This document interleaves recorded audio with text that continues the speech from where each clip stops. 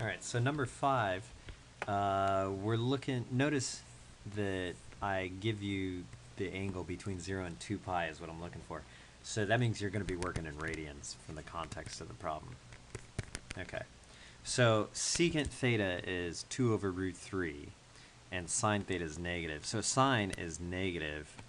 Remember, all students take calculus, or all sophomores take chem, however you like to think about it.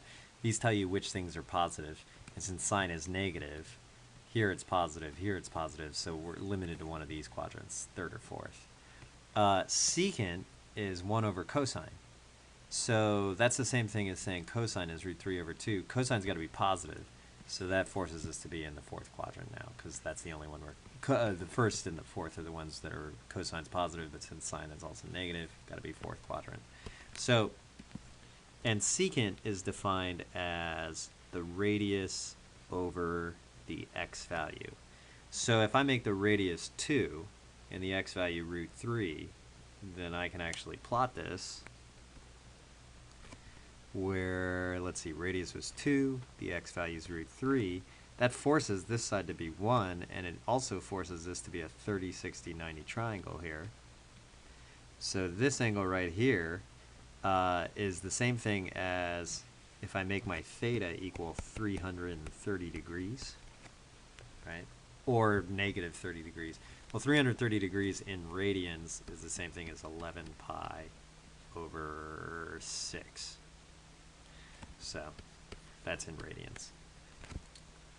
The second one says tan theta equals -1. And I think the easiest way of doing this is to think of tangent as the slope.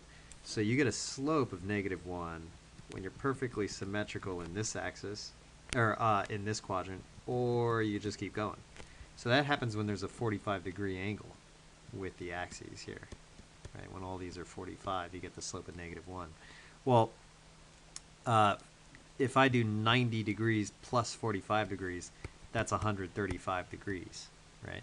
I know sine theta has to be negative, so I actually have to be down here instead. So this angle all the way around is 315 degrees. And 315 degrees is the same thing as 7 pi over 4 radians. By the way, if you're having trouble converting from degrees to radians, remember, if you know the number of degrees and you multiply by a conversion factor, you can. Most students use one of two factors. You need radians, so you got to put number of radians. You need radians on top and degrees on the bottom.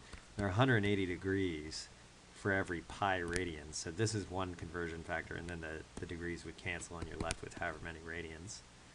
The other thing you could do is some students prefer to remember that 2 pi radians are always in 360 degrees, so you could do it this way too, but that's the same thing as pi over 180. So, okay, hope that